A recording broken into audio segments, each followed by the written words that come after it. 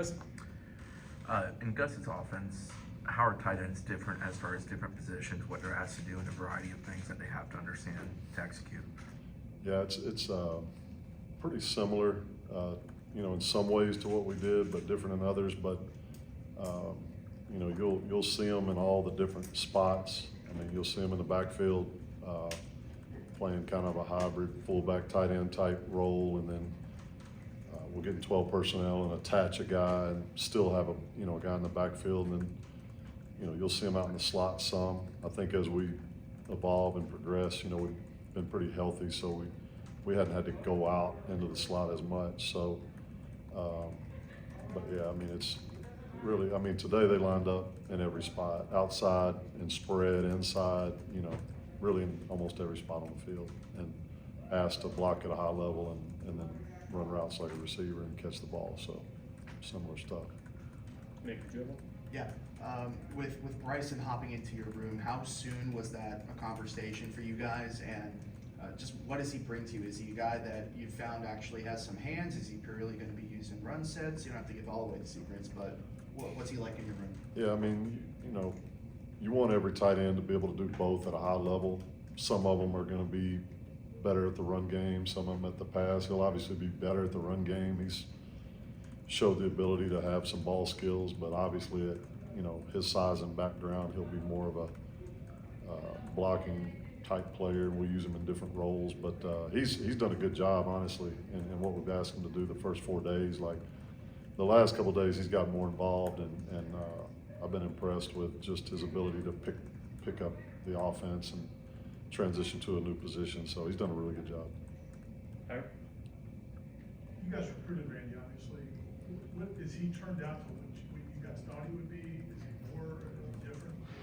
Yeah, he's what I thought he would be. I watched him play. I joke with him all the time. I probably watched him play more than any player I've ever watched. I mean, because we started recruiting him so early when we got here, and I watched him play football 3 or 4 times, basketball probably 2 or 3 times at least.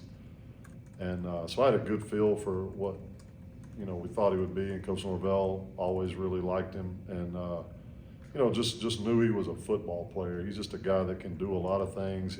He understands football. He likes the physicality of it.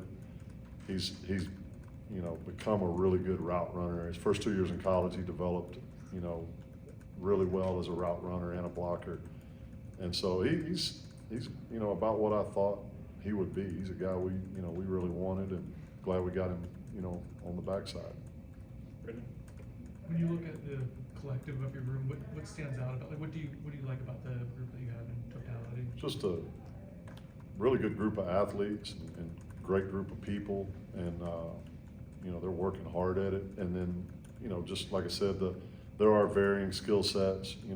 Some of those guys are a little bigger type guys that maybe handle the running game a little bit more, but they're really all asked to do it all, and they're doing it at a good level. We've got some depth, and what stands out the most to me is you have 4 guys there who've made plays in college games against good competition, whether it was last year Landon and Amari playing against Clemson or Florida or Notre Dame, and those guys going out and competing. Randy at his previous school, a lot of great experience, and then Mark Easton's made a lot of plays over his career. So that's kind of rare in the portal era, where people try to find experienced players on other rosters and try to grab them. For us to have guys that have actually been out in it and not afraid of that moment, that's the biggest thing for us. Just nobody panics, veteran group. Coach, you have some bigger guys now with Randy and Marquiston, and Landon's got an extra year of strength and conditioning. Bryson too. Can blocking be a strength of this group? And I know it's early, you haven't scrimmaged, Yeah. but what can you see so far? No, I think blocking definitely be a strength, and Coach Malzahn, we're going to run the football, and they're used to, they've been doing that all spring, and similar to what we did, but I do think that group, we expect them to block at a high level this year, and you add Amari into that mix. Landon and Amari both have gotten bigger and stronger, obviously, with a year of development. So, whatever role he ends up playing, we fit him in. But yeah, we got some guys that I believe can handle themselves really well in the run game. Chris? Chase Lofton's a kid that you liked in the spring and said made a good transition. How has that carried over to now in the preseason? Yeah, it's good. I mean, he's, in the summer we had him kind of learn the slot. That's the nice thing about the summer practices now that you used to not be able to get. So the whole spring he played tight end. We let him kind of learn the slot position in the summer, and now he's comfortable with both. So I think he can bring a lot of value as we go through the season, and being able to, to find a role and fit in. That'll still continue to evolve, but he's continued to do all the things that we saw him do in the spring. Liam? With Amari, we know in the spring he was working on the D-line to get him back to start practice. Just where have you seen his skill set grow, and how has it been kind of managing both sides of the ball? Yeah, that's good. It's kind of like Chase playing a couple of positions. I mean, Amari, last fall tight end, spring more defense, summer again you get to kind of combo it, and where you can, that's a tough thing to do, especially when you're closer to the ball like that.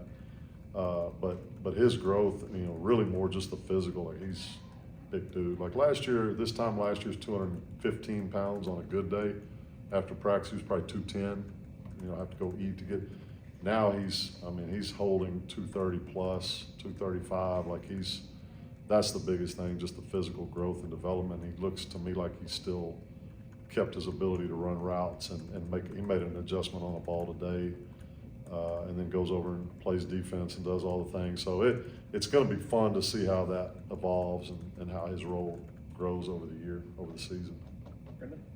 Given the varying skill sets of the tight end room, you mentioned the 4 guys with experience plus, Chase as well. Yeah. Is the preference to use all 4 or 5 of those guys in different ways, or would you rather have a truncated room? Have you kind of thought ahead of like how you're gonna juggle all the depth in the room? Yeah, I mean, once we get, we're 4 weeks away from game day. Once you kind of get closer to game day, you'll start to specialize maybe a little bit more. Like, hey, these 2 guys are more the attached inline guys. These guys may be more the 3-back position in the backfield. This guy might go out in the slot some. Right now it's kind of learn it all, process it all, and then, when we get close to the game, we will start to specialize roles probably a little bit more. But what happens is you want to specialize. So, hey, you 2 guys are going to be the attached tight end. You 2 are going to be the 3-back, and all of a sudden somebody goes down in a game and it's chaotic. So try to have them all learn all of it. So if a attached tight end has to go back in the backfield, he has a good idea still of what he's doing. And so we still try to keep it all general, but then game plan wise, we'll start to get a little more specific. Howard? Coach Norvell made a comment a couple weeks ago about, last year he felt like you guys had to do a lot of team building things to try to get some of the chemistry and camaraderie. And he felt like this year you haven't had to force it as much. Can you get a feel in the offseason of what a team's personality is gonna be like during the season, and what have you seen about this team? Yeah, that's a good question. Like for me personally, like with how much we have to recruit and go on the road, like we're around the guy. We're not around them in January that much because we're on the road as assistants. February we get around them, then spring ball, but then we go back on the road in May. We're around them some in the summer, but not all the time. So I'm just now, where I'm around them every day in a lot of hours, and I sense that they are a good, I sense that they're trying to come together and develop that chemistry, and but I sense they enjoy playing together. There's a lot of new faces, a lot of guys trying to connect, but I sense that they do, and so and training camp's huge for that. Like, training camp's a lot of suffering, honestly. Like, we're putting them in situations where it's hot, it's hard, and so that kind of creates that, hey, come together, and so I think that'll even accelerate more. But I do sense, a good start with that for sure. Aslan? You've been around Coach Norvell forever, and most people say that he's still been the same guy he's always been, but what have you seen from him that's gotten better, that's made the program better here recently? Yeah, recently, like, in more of a CEO role, he's able to coach all the coaches more. When you're running the offense and you're the head coach, you're trying to see the big picture, but you also know you got to handle things on the offensive side. And so, you know, we have tremendous leadership on both sides. I mean, Coach Malzahn, Coach White, and then everybody else in support in those roles, JP and special teams. So I think Coach has a high trust level of everyone, and feels comfortable with everyone. So I'm noticing now, like, I'm getting coached a little bit more than, you know, and I always got coached on the offensive side by him, you know, hey, I need this, I want it. But it's probably a little bit more broad, more spread out. Hey, I need this at this position, you know, and you know, and I think that's good. I think that's helpful, and I think the accountability is really high when you have a head coach and a CEO role with everything. And it, you know, all the stuff off the field with juggling roster and all those things, I think it allows him to focus on those things a little bit more. I think it's been good. I think it's been a really good transition for him. It'll help us. We've asked players a lot, like during the spring, to transitioning to new schemes and kind of what they've had to do to learn that. But for you as a coach, I know there's some similarities between what Gus and Mike have done, but like how much work did you have to put in the offseason, learning different terminology, things like that? What's that like for a coach, I guess? Yeah, that's a good question. It is different. It's you know, it's kind of one of those deals where you're at a school the 6th year and you're comfortable with everything, but here comes a new system. And it's not so much the system. Some of it is learning what plays are called and things like that, but more learning what that person wants. You know, how does he want it done? What does he want? Coach Malzahn's a phenomenal teacher. He's done it for a long time, done it at a high level, so he can teach it and convey it at a really high level, so it's not hard to understand. So then it's just, and what he does a great job of also is not just teaching the information, but teaching and coaching the players on how we're going to act, how we're going to, you know, communicate in the game, how, you know, the sideline, what he wants that looking like. So we've all got to help him and support him in that. And, you know, so for me, it's been great. Like, you know, I enjoyed greatly working when we had the room like it was for 5 years. And, but then, you know, not only Coach Malzahn, but Tim and Herb, you know, those guys being able to come in and, hey, right as the meeting breaks, this is what he needs. You know, they might be cleaning something up to help us adjust, and those guys have been great in helping us pick it up as well. So I think the chemistry is not just the players; it's the coaching chemistry that has to evolve and develop as well. That's something that's probably underrated and unknown. But again, Coach Malzahn being able to come in and bring that room together, you're seeing that evolve and develop as well in a really good way. You know, Lehman was kind of thrown into a tough role last year, just being a true freshman. I didn't play a lot. How much better can he be this year? What is his ceiling, and what kind of leap can he make? Yeah, he can be a lot better. I mean, he was thrown into, you know, that SMU game at the end, and then I started him against Clemson, and I did that because I've watched him since he was young. You know, I know that the tougher the competition, the more he rises up to it. So I wasn't worried about putting him in those spots. But he's got a high ceiling, and he can, you know, he's still got a lot of room to grow. He has developed a lot since the winter, just in terms of just his body growing, and that's the biggest thing for any freshman. Him and Amari they both are in a different spot physically, and so I think, you know, the sky's the limit for him as well, just like Amari. Peter? Coach, what is something that you really picked up from the tight end going against the defense, the 3-3-5 defense, and what's just thoughts on how to be competitive with the 3-3-5 at some point? 3-3-5 is tough. I mean, it's different. There's a lot of moving parts there. You know, they're not just lining up in one spot. You know, and coached against it before. You know, so I'm comfortable with it. But it does create some unique challenges communication-wise with the tight ends and the offensive line. You know, because you know, a guy may be in a different spot between the tight end and tackle, you know, that they're not used to. And instead of him being inside the tackle, he might be outside the tackle. And so that's a whole different fit for a combination block.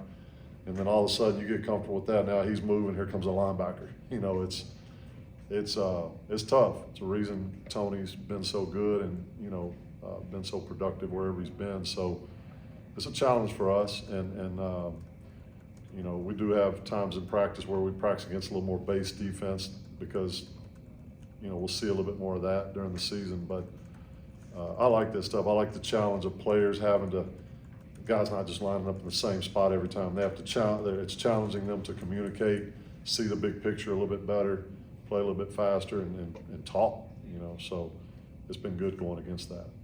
Aslan, last one. The first 11 on 11 period of your guys' day usually was like period 3 was like an end of game, hurry up, where you guys would do the goal line. And how do you kind of characterize that period today? Did you guys get score, or did the defense hold you? Do you talk about today's result? Yeah. Trying to think back on it. That was 3 hours ago, but because that stuff moves fast. We always do in that with a live field goal. You know, there was a couple of things there that I think there was a little miscommunication there. Probably a result of the 3-3-5, something moving a little bit. Sometimes you don't have time before that period, like. And I remember this as an O-line coach. If you don't get some time before that period to kind of fit up some of those things, and tight ends too, you know, I think we let a guy run through on one of those where, you know, that's designed to get guys going, get their blood going, get them awake. You know, Chip Kelly, I think, started that a long time ago at Oregon, where, because used to, you kind of built for about 8 periods before you ever went against anybody, and so that's like, get them warmed up, take them through a few things, and then period 3, let's go. And it kind of gets them, you know, and we probably some things we got to clean up there for next time. Thanks, Coach.